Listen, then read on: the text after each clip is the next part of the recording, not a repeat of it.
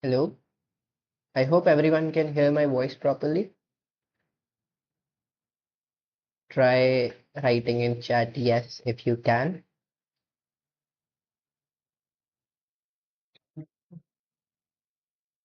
I would like to start by introducing myself. Hello, good morning. This is Swayam from Team BIOS. Today I am taking a session on reverse engineering. I'm sure you guys would have heard about reverse engineering at least once during the induction period. Even if you didn't, I'm pretty sure you guys will love this new category then that I'll be explaining about today. So, what is actually reverse engineering? Have you ever seen a software? I'm pretty sure you have come across a lot. So, imagine you have a calculator, but you don't know how that calculator is working. What do? You try to reverse engineer by taking that calculator, opening its internals, and trying to find out how is it calculating. I'm pretty sure you guys would have gotten deja vu from this by getting reminded of how you guys broke stuff as you were a kid. So, a reverse engineer does the same thing, but with software. In my category, you will have softwares that will have certain level of encryption or a way to manipulate data, and it would be provided in machine language. See, as you and me are human, we can understand language, but when we try to explain the same language to machines, it's not really useful because machine can't understand human language. That's where binary comes in.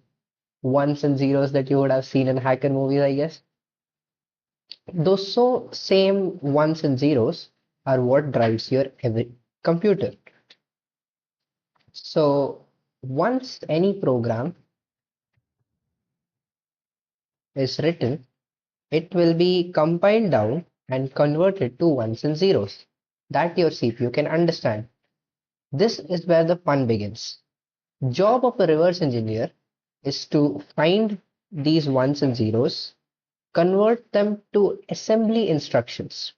I'm pretty sure you would have come across the term assembly when you were in school. Probably you still are, but assembly is not the school assembly that I'm talking about. I'm talking about a new language that you will be taught or at least brought upon as a beginner.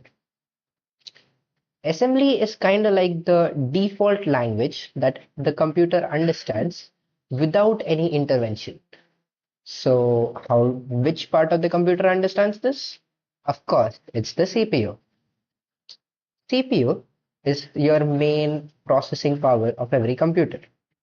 Once the CPU starts to understand what you want it to do, somewhat like how your teachers give instructions to you guys, like do this homework or do that homework. Similarly, in assembly, you tell the CPU to add certain numbers, subtract certain numbers, move some value from other value. This is what is assembly. Let's see, where does RE take you? In real world, I'm pretty sure you have come across reverse engineering calculators as I gave an example. But have you thought about it? Why you should do RE? RE is the basic form in which you can understand the internals of any software. Imagine that curiosity in your head as a kid trying to learn how things in the universe works. It's basically that, but on a software level. Let's talk more about RE. So, what is your understanding? Technically, when we think about RE, we break it down to three separate sections: understanding, breaking, and enhancing. This is the thought process of every RE engineer in your head. Think of it like a Bible for reverse engineering. As soon as you get the software that you are trying to reverse, you'll first try to understand what it is doing. Then you'll figure out what can you break or crack. Basically exploitation. Or in RE terms, I would say breaking the encryption. Next comes the enhancing phase. This is for tools that are not yours. Imagine a software company gives you their software and tells you to find if there are any bugs. You will reverse engineer their code, try to understand what it's doing, break the software, and then enhance it to a level at which it can be produced again. That is what is the job of an RE. Let's go where it can be used. As I gave an example, softwares is one of the applications, but those are ethical ones, aren't they? So there are also some which are not really ethical, but those include game hacking. I'm pretty sure a lot of you guys play games, but have you ever thought, how do you get those games without paying? I mean, I know your local alleyway supplier does not supply you with games. You just buy it or pirate it off of the internet. These piracy websites are using a reverse engineer's work who has put time and effort into understanding the game's logic and checking how it is how it is checking for license fees. Software license cracking is one of the major fields in which unethical reverse engineers work. But it's not all dark ages, is it? RE engineers are also there in really good platforms, such as repurposing malware, exploiting softwares. Imagine your company gets hit with malwares. What are you gonna do? You can't just ask the exploiter for the source code of malware, can you? That's another point where a reverse engineer comes in. He will take in that malware, try to understand and reverse what the malware might be doing. And once it has that, it can he can patch those vulnerable points in the company software so that others cannot exploit it again.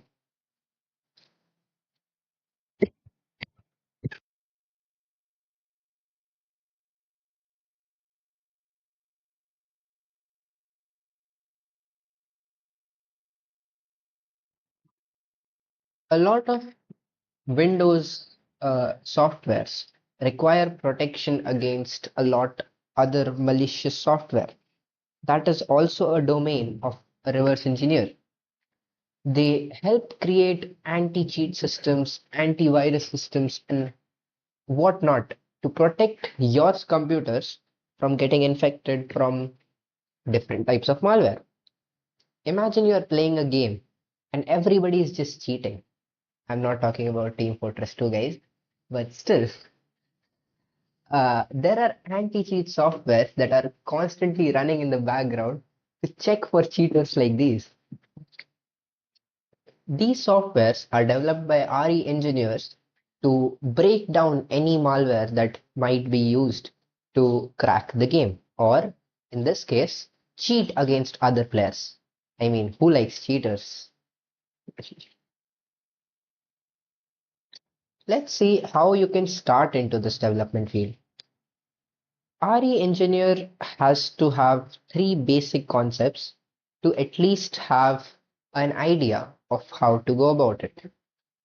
First, being pattern recognition.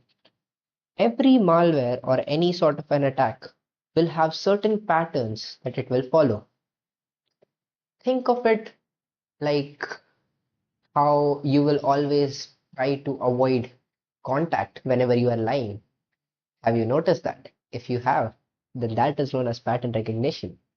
Whenever somebody lies, they try to keep their eyes off of the guy's eyes who they are lying to. Similarly, softwares have certain patterns that tell us if what they are doing. For example, if we have a malware, it will definitely try to affect other legitimate software that is running on the same system.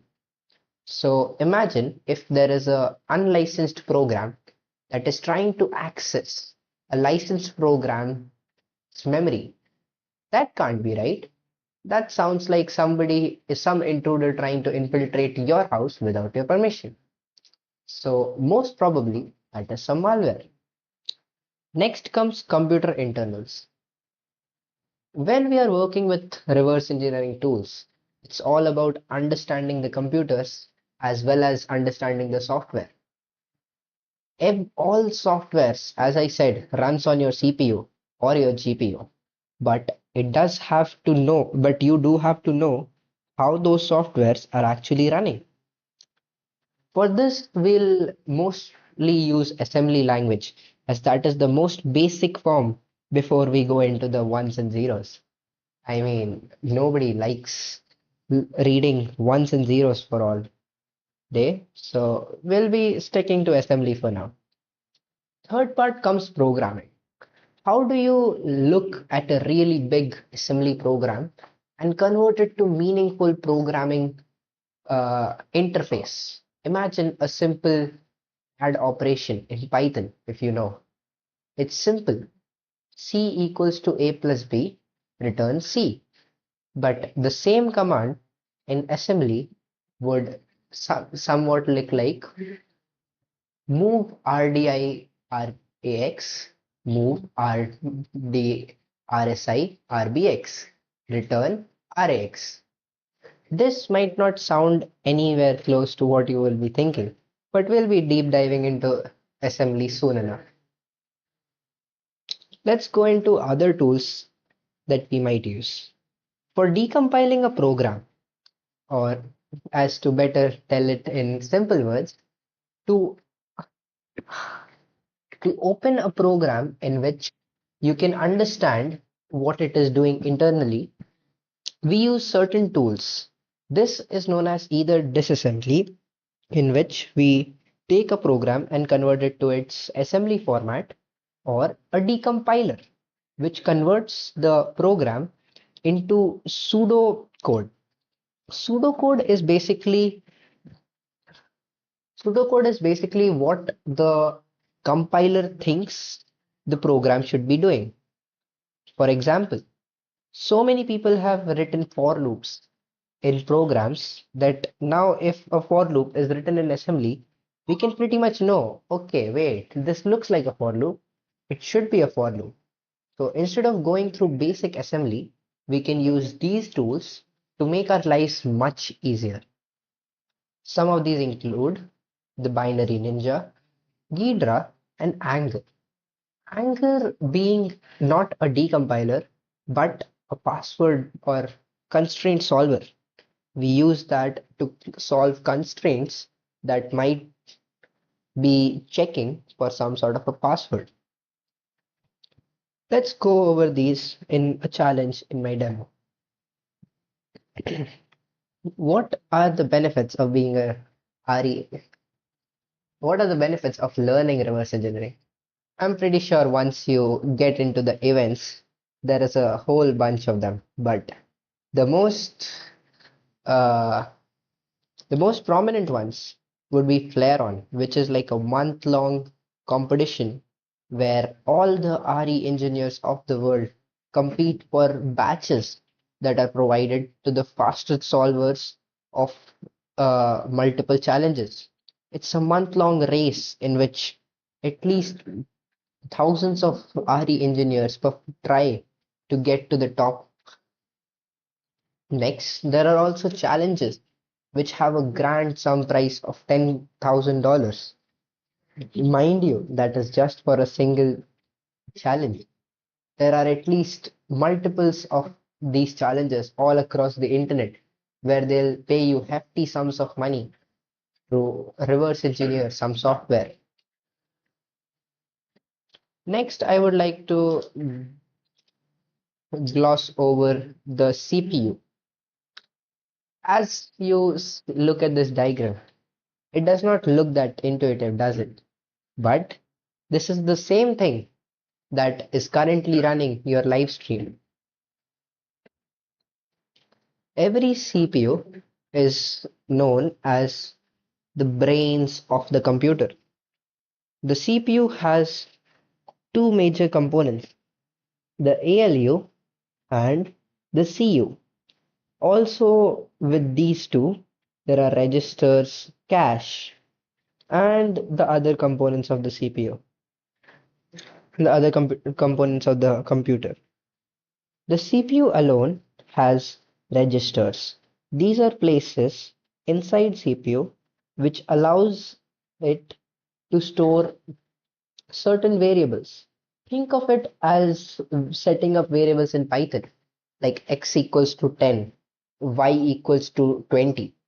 How would CPU store this information for quickly accessing them? These are known as registers. Next come cache. Cache are much bigger than registers. Instead of holding a single value, they can hold a bunch of values. This is how this is a really fast uh, memory storage as this sits exactly on your CPU. This is where most of your stack elements are stored at. Next comes the ALU. ALU would be considered as the compute unit of the CPU. It uh,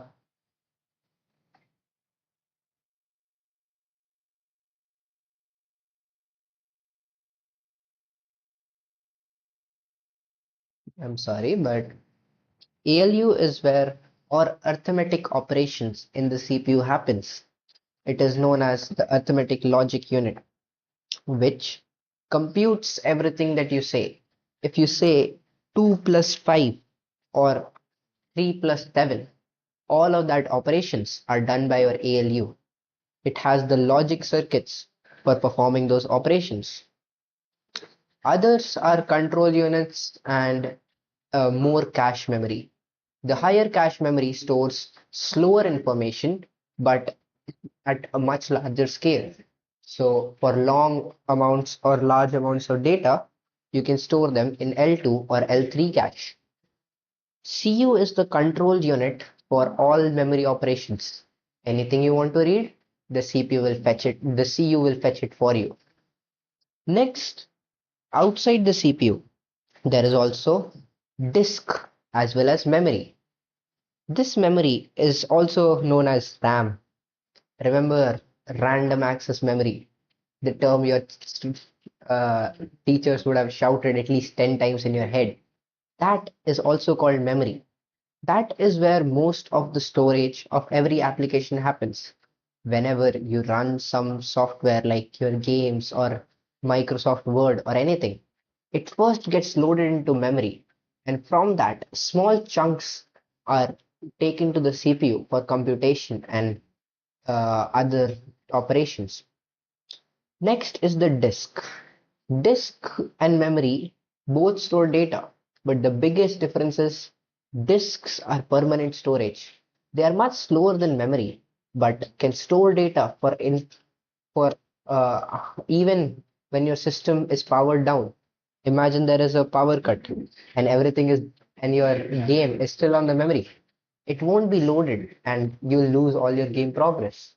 That's why we have disk, which is usually your hard drive or SSD that stores permanent storage of your system.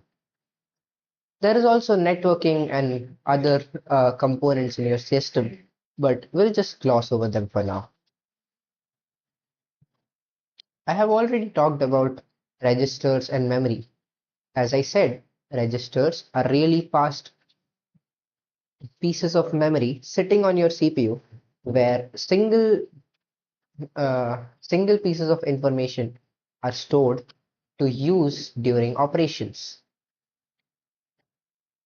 Next, we'll look over something known as the code, decode, execute, fetch. This is how every instruction is executed on a CPU. Think of it like a always churning wheel. Each instruction that the CPU gets, it will follow all these four operations to execute it. First, it will decode what the instruction says. Imagine it says add 1, 2, 3. It will decode that into computer language. Next, it will execute that, but it does not know where. After execution, it will store that information into RAM and will fetch the next instruction from the RAM into the control unit again for it to decode that next instruction. It is similar to a water wheel where the water never stops flowing. Here, the water being your instructions in the program. Huh, what is this? What is assembly? As I said,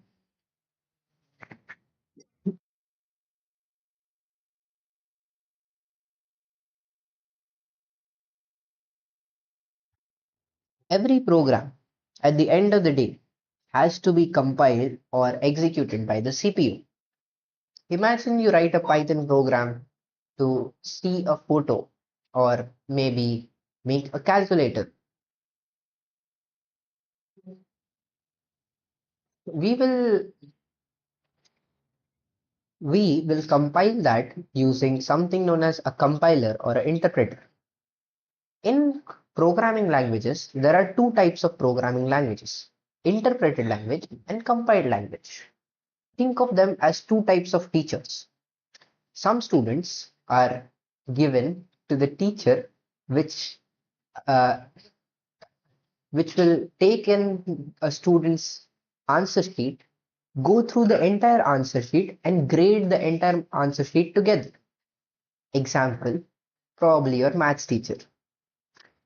They will take your entire paper, go through every question, mark everything that is wrong, and then give you the entire wrong answers together.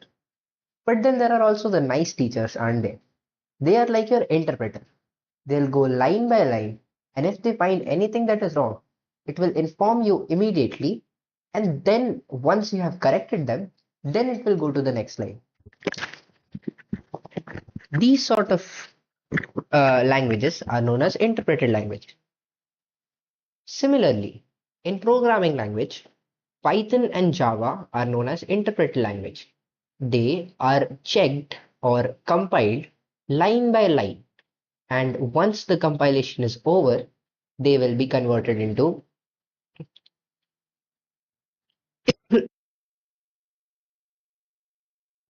machine binaries that can be used later, while C and C++ uses a compiler-based compilation that will take the entire program, compile the entire thing together, and then give out an executable. Next comes the CPU. Once the programs have been compiled, these compiled programs are given to the CPU. The CPU will follow the same four cycle. It will take the first instruction from the compiled binary, fetch, decode, execute, load. Remember something about the churning wheel? Yes, it all comes down to that. This is what is assembly. Assembly is the language that CPU uses to perform these four operations. Assembly language is the default language of every computer. We can think of it as the most basic language that every piece of CPU needs to understand. The only difference being the syntax of assembly for each CPU might be different. Huh, I seem it has been 30 minutes since you guys joined. Might would it be for a break? We'll we'll take a short break and come back to assembly language.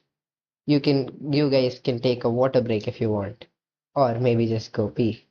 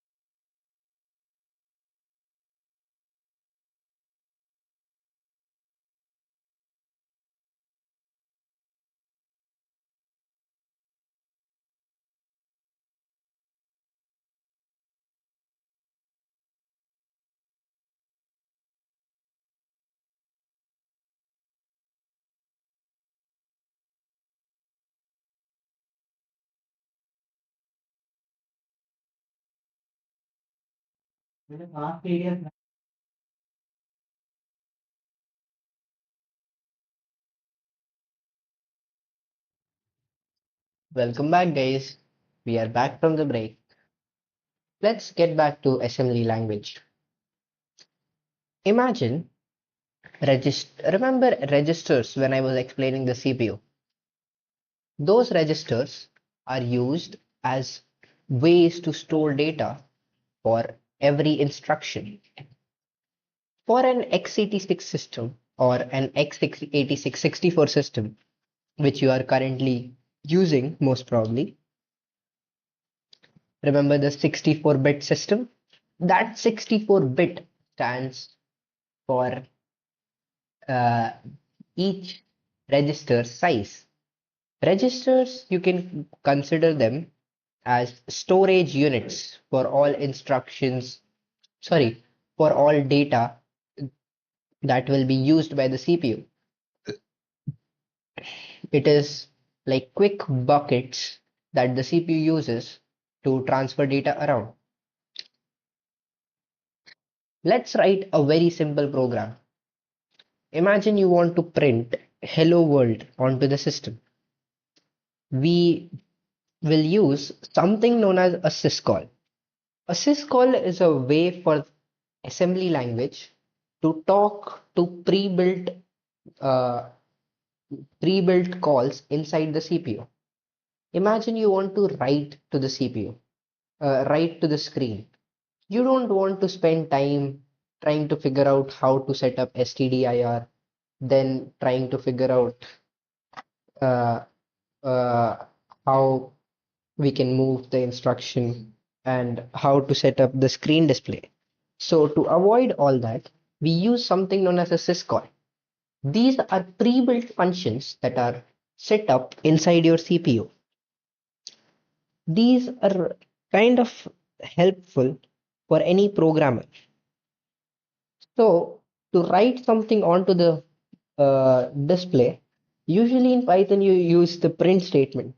but here we'll use the syscall write. Now you probably are wondering, how do we choose which syscall we want to do? The basic operation is read is 0, write is 1, open is 2. But we are not really limited to three simple syscalls, are we? There are at least hundreds of syscalls that exist within each CPU. So, to find which syscall corresponds to what, you can Google about x86, 64 syscalls and find out which syscall relates to which one. For today's purposes, we'll be only using write syscall, which is 1. For every syscall to work, we have certain notations. REX is considered as the first register in the CPU. There are a total of 14 general purpose registers and 3 non-general purpose registers. RAX, RBX, RCX, RDX, RDI, RSI.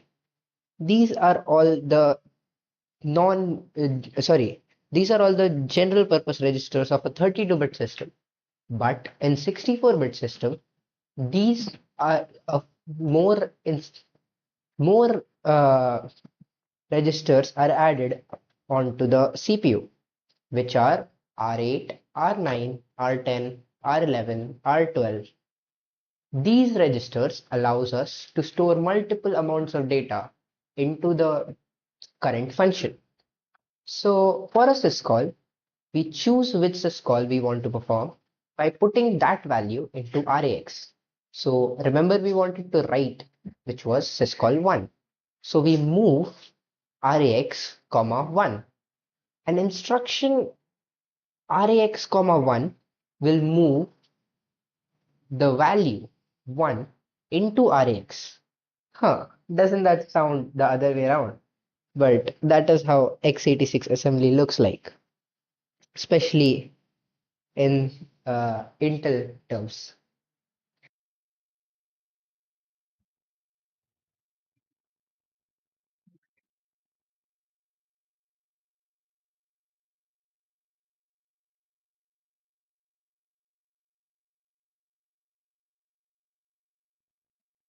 Shout out to Shivanya for saying hello, I guess. I welcome everyone to the stream. Let's talk about registers again.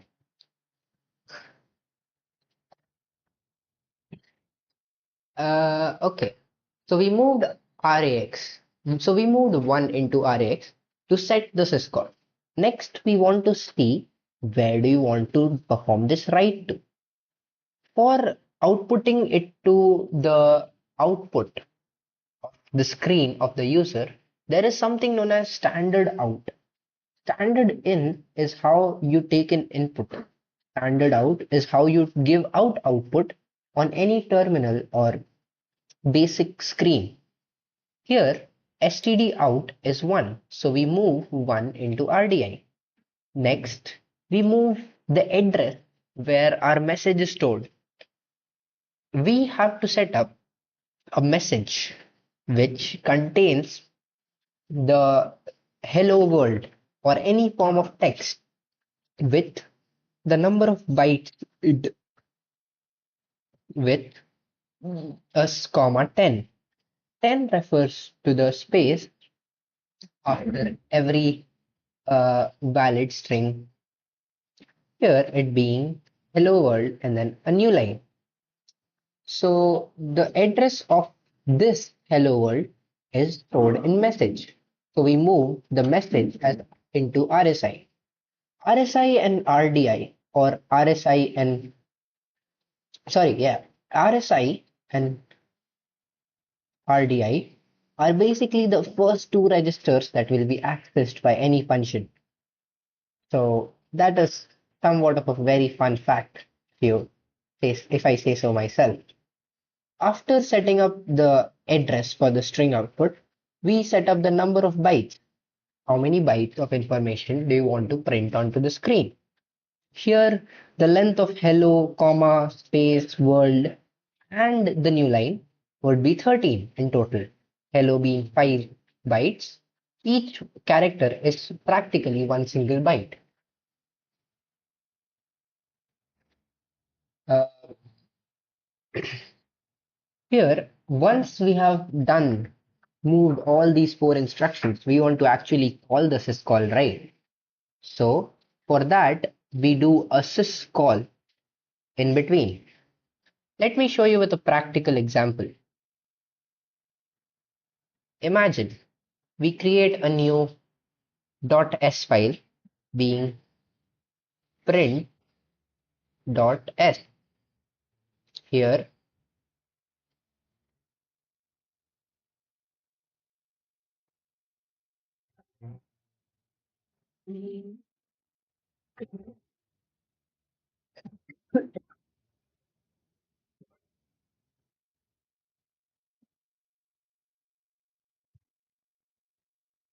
just a second.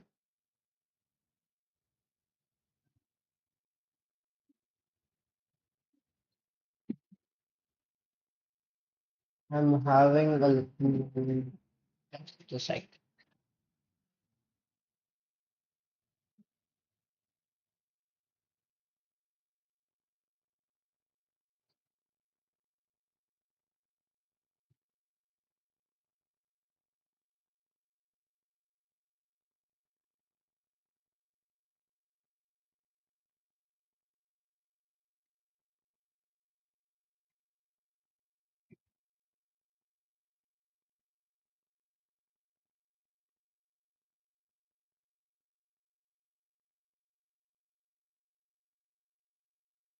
Yes, coming back.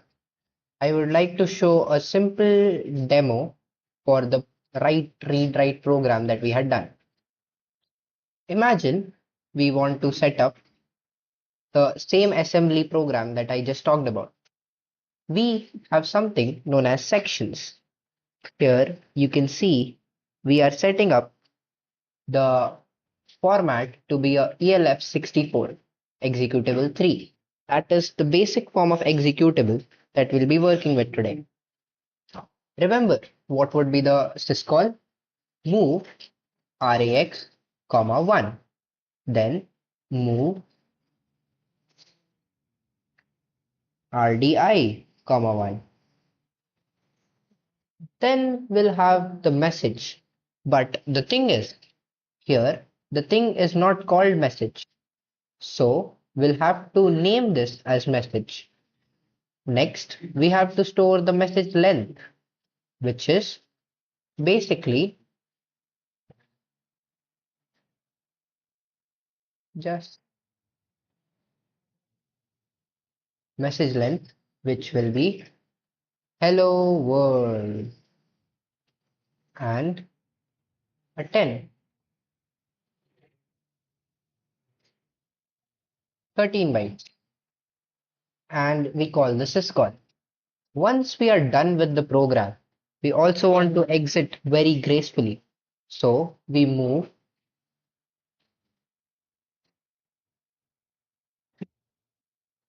60, which is the syscall, into the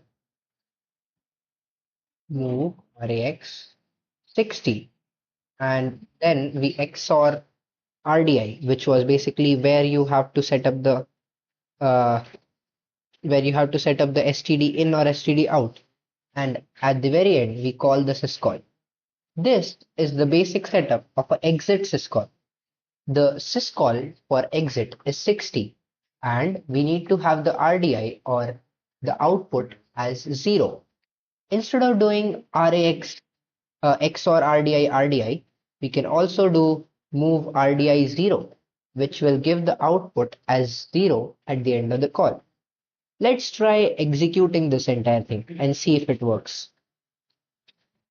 I am using a compiler known as FASM, the flat assembly compiler.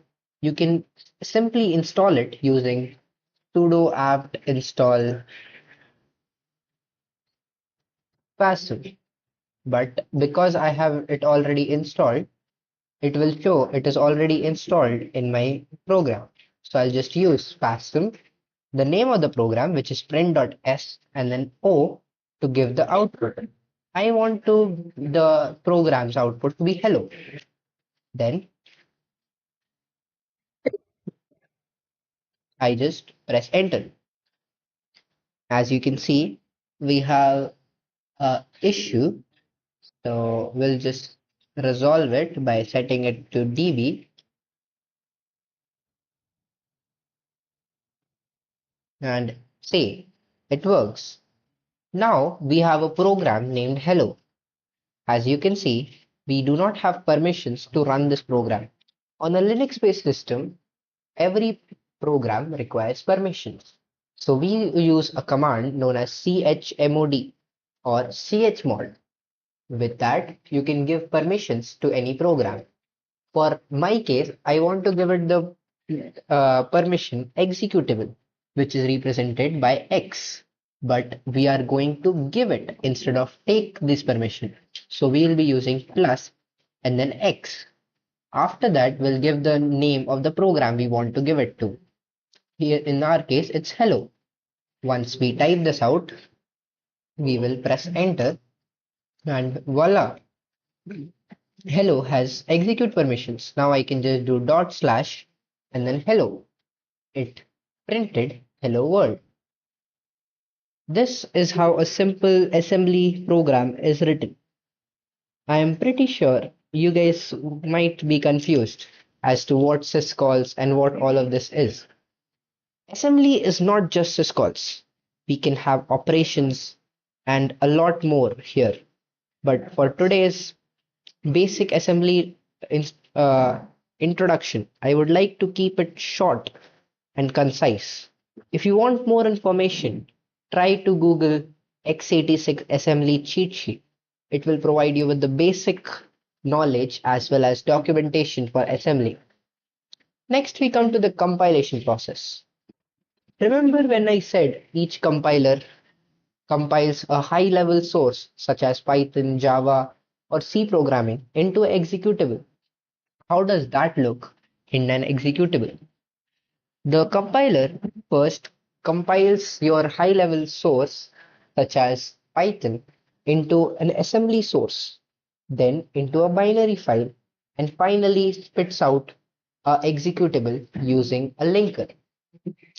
I will go over the definitions of all compiler, assembler, and linker in a very short while.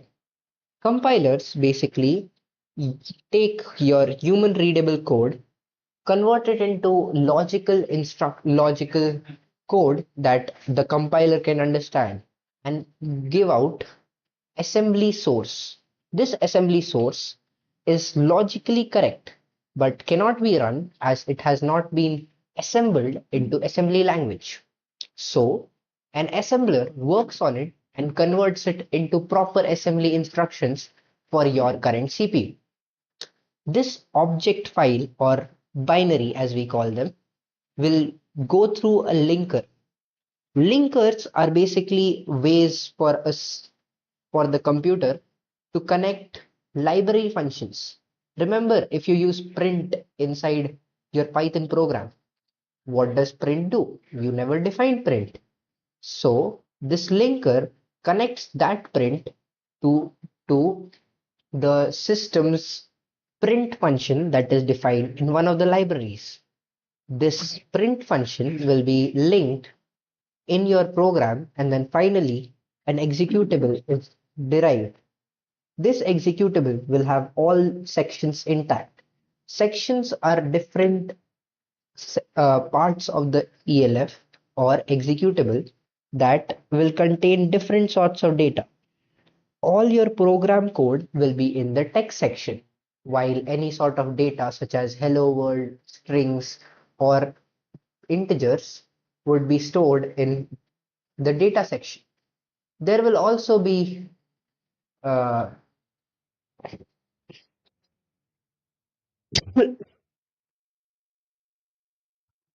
sorry, really sorry for coughing. I'm currently under a cold. So these executables will have data, text, got table, and PLT sections. PLT and got would be used for linkers. Let's see in real time how these compilation process occurs. I will show you a quick demo of how we can change a normal C program. Imagine you write a program in main which has int x equals to 10, then int y equals to 20, and then printf, and then int z equals to x plus y.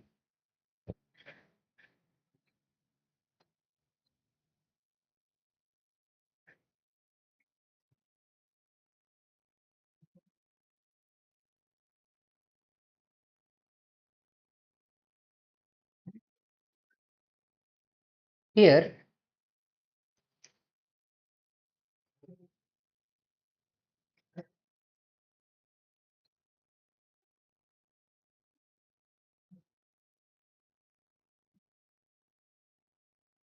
this looks like a simple CPP.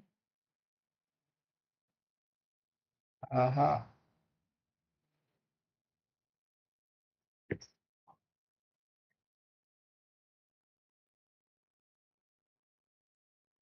Sorry guys, let me just change it to C. This is not a CPP code.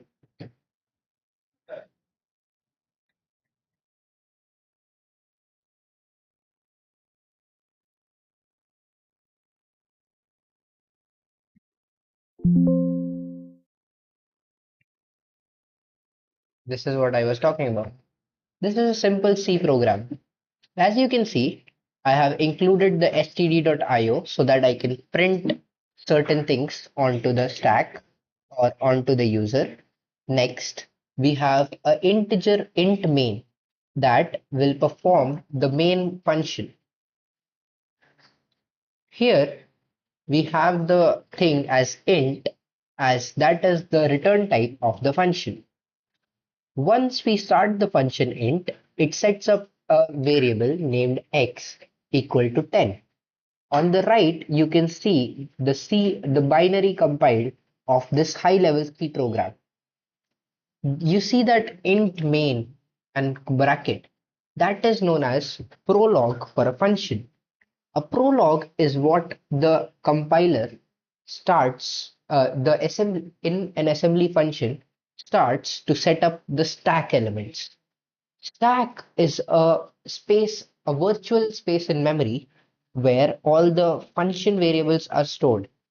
Here in my function, variables such as 10, 20, or namely x and y and z are stack variables. These are stored onto the stack. Here int x equals to 10, int y equals to 20. These all will be stored onto the stack. But to have the stack actually store these values, we'll have to set up the stack. This is where the function prologue comes in. Function prologue refers to setting up the same stack. We have operations such as push RBP, move RBP RSP, and sub RSP 16. RSP and RBP are known as stack pointer and stack base pointer and base pointer.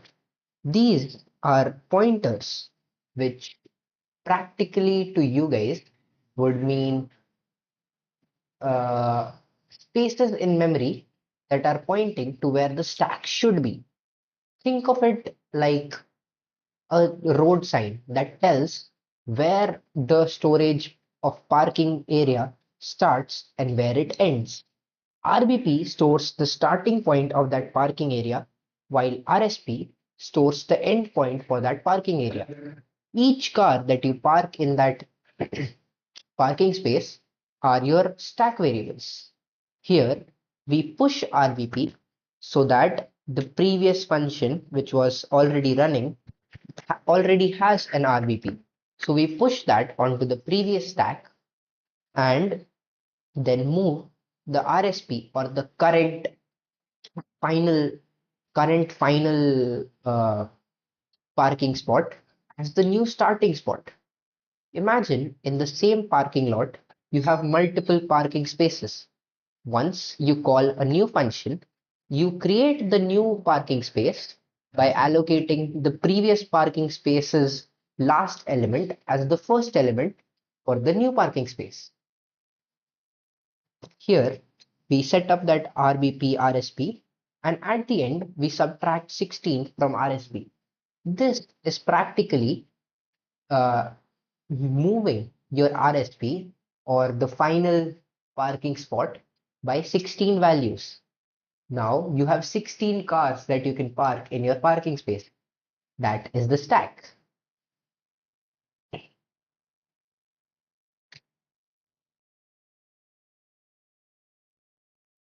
Guys, RSP, RBP, and a lot of these instructions might sound a bit more harder than what you would expect.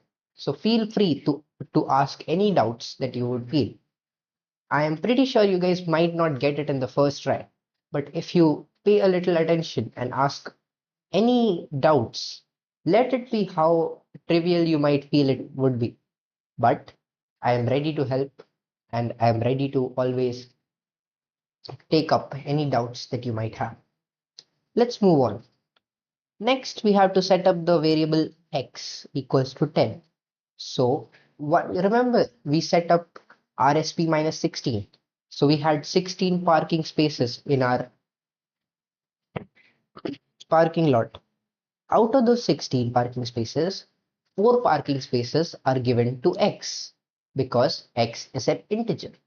The size of an integer is 4 bytes, practically 4 cars in the parking lot. So we move RBP minus 4 equal to 10.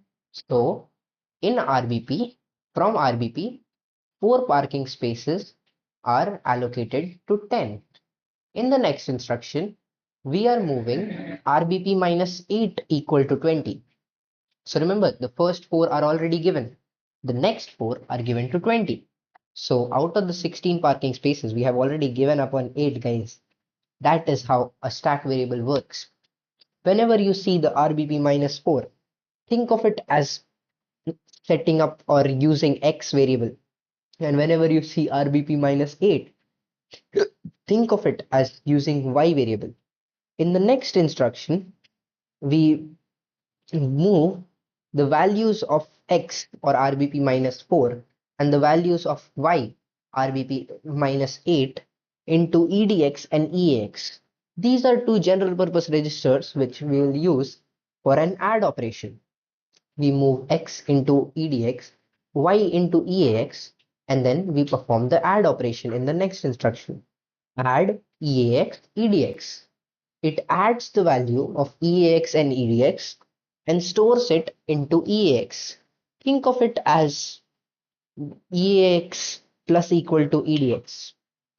Next, we move this EAX value into RBP minus 12. See how we had already given till negative 8 to Y. Now, this is setting up the Z variable. Next, we move the Z variable into EAX. Next, we move the EAX into ESI. Remember, in one of the previous functions, I had told you for any function, the first register that you pass arguments through is ESI, and next is EDI. Here, EAX is what we want to print, and we have to move it as the first instruction for a print function.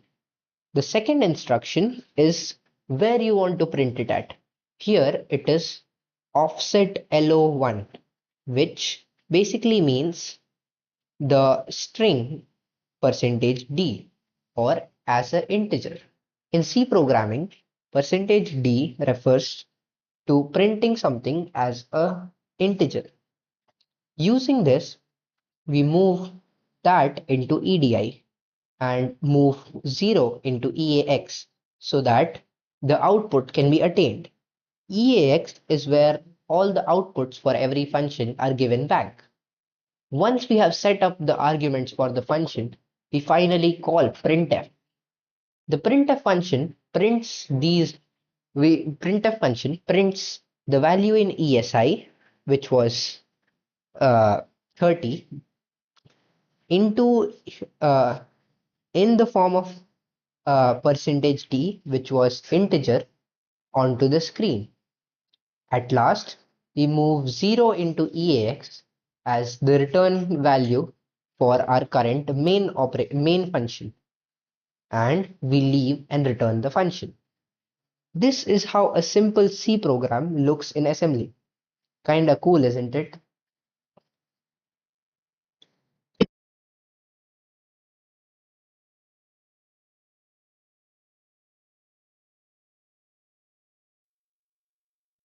Coming back to our presentation.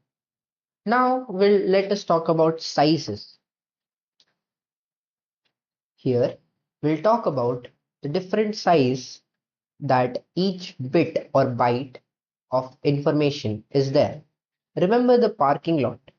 Each car was considered as one byte, but each car might be made up of more parts.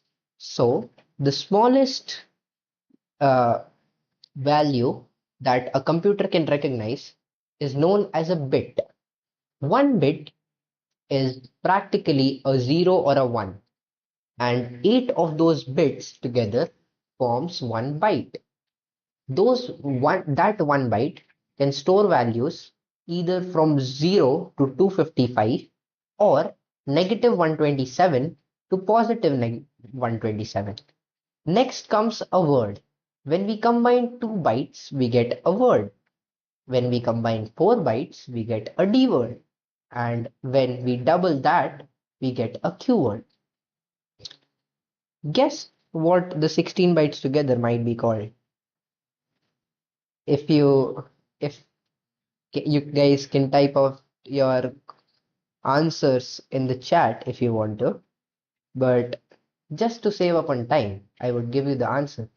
A 16 bytes would be called G word or double Q word. Next, we come onto the memory layout. Remember how I was talking about stack as a parking space? That is where every function's variables are stored. But we also have the heap. Heap is another memory location where all the static variables are stored. The variables stored in the stack are gone as soon as the function returns. But we do not want all variables to be just temporary. There are certain variables which stores data like the number of times the function is called or the initial password. Those values have to be accessed by multiple functions. For that, we use the heap. Heap is a permanent data storage for the entire program. So that memory area is shared by the entire program together. There is also the data segment. That is where all the the static variables are stored. In C, there is something known as a static variable, which can be used to store variables that will be used throughout the program. Those are stored in the data segment. And at the very end, we have the text section. Remember, in the text section is where the actual assembly instructions are loaded. We also had talked about registers: RAX, RBX, RCX, RDX, RDI, RSI. I'm pretty sure you are very bored of me just pronouncing these over and over and over again. But here it is. RAX and RBX, all these registers are in a 64-bit system. When we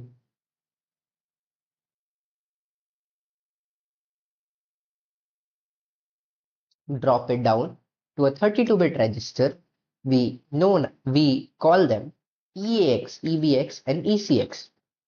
Once we drop it down to even more like a 16-bit register, We might call it AX, BX, or CX. Also, if we drop it to the very least, a single byte or 8 bits, we can call it AHAL for referring to the higher side or the lower side of a word, or just DIL, SIL to refer to the lower sections of the bigger register. These are not separate registers, but half or a lower part of the same register. This is how the division of EAX, RAX is there in the same register. Imagine there is a register RAX. It can store up to 8 bytes, but your program does not require 8 bytes. You just want to store 8 1 byte characters. You can either have all the 8 bytes stored together, or you can give the value of AL and it will set up the most least of the 8 bytes as your 1 byte value.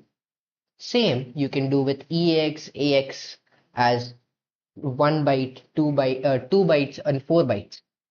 These gives you flexibility to store different data types in a bigger register. Imagine you want to add two integers, but you don't want to use two separate registers. But you have a 64-bit system. So each register can store 8 bytes. You load the higher 8 bytes of your RAX register with an EAX with the 4 bytes of the value, and the lower side as EAX as the other 4 bytes of the value. Next, we come into the two parts of an instruction. Remember the the assembly demo that we just had. Remember how I was using move and then RAX, RBX or values 1 and 2. These are known as operands or and operators. The move in the instruction is an operator which is used to operate on the other operands. Think of it as 1 plus 2. Here, 1 and 2 are operands, that is that is the numbers on which the operation is happening, while the plus symbol is the operator, which decides which operation will happen. Similarly, here, the first move is an operator, while A and B are operands on which the move will actually happen.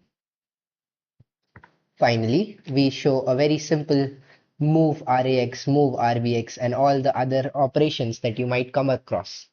These are some of the most basic operations that you'll see in your assembly uh, program whenever you use any. As we are running out of time, I would like to show you one last thing. Imagine you have a program, or let's start with one of the simple challenges in the current CTF, the demo CTF. I have a tool known as IDA. I launch IDA and use it to decompile the current program. If you guys do not have IDA, you can also use Ghidra or Dogbolt. Both of them will perform a similar action. Let me show you a very useful website known as Dogbolt.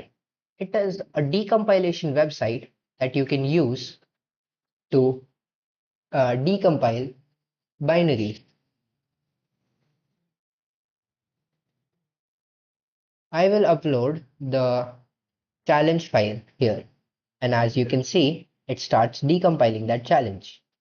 Here, you can see that the decompilation happens and a lot of different compilers give you the output. For now, we'll only look at one of the outputs as we do not want to spend more time.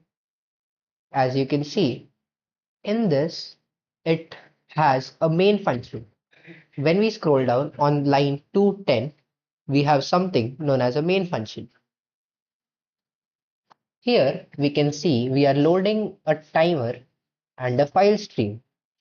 File is basically a file that we are loading from memory. When we download this challenge, we can see it is loading a output.txt. That probably is what the file is.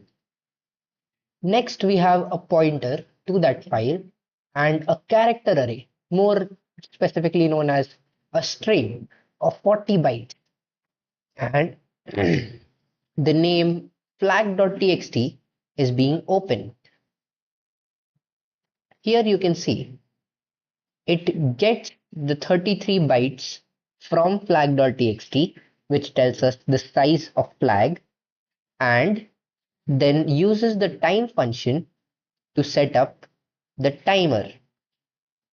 This time outputs the time at which the program is executed, and it creates a enc encrypted flag.txt using that time.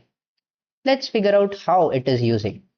There is a function enc that is called with the uh, flag which was stored in S, as well as timer, which was the current time of the execution. Now we scroll up to find the function named as enc. As you can see, uh, we found the function enc. Here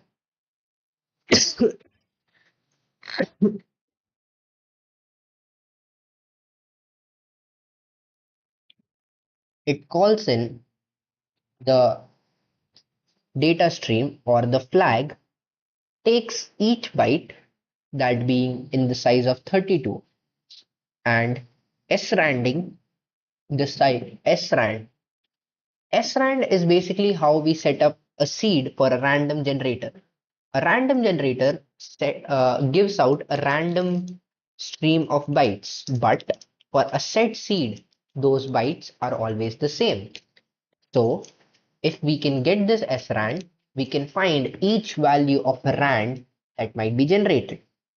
That value of rand is XORed, which is a reversible operation using the flag.txt. So what we have to do to reverse this would be to find that srand. You create a Python or a C program where we srand with that same A2, and then start a for loop of 32, take each byte from the ENC flag and XOR it with the same rand operation. As you can see, at the end, we are printing that S uh, onto the V8, which was the ENC flag, and we are giving that as byte string. Also notice that time is just printed onto the screen, but never onto the uh, ENC flag. So probably you can find the time by checking the time at which this was compiled. This is how a reversing of works for a simple program. I hope you guys had idea about how the reverse engineering domain works. This was just an intro session. Tomorrow, my colleague uh, Bosnian, also known as Amitesh, would take another in-depth session in reverse engineering and show you a really good demo. I would like you guys to, if you guys are really interested or want to continue learning for this interesting domain as reverse engineering, you all should sign up for InCTF which would be a really good opportunity for you guys to have the curiosity about computers being fulfilled. With that note, I would like to sign off for today.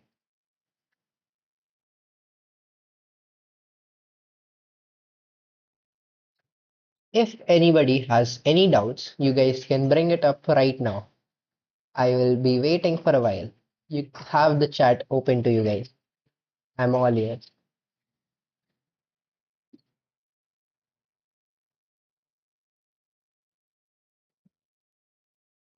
Any feedback that you guys might find.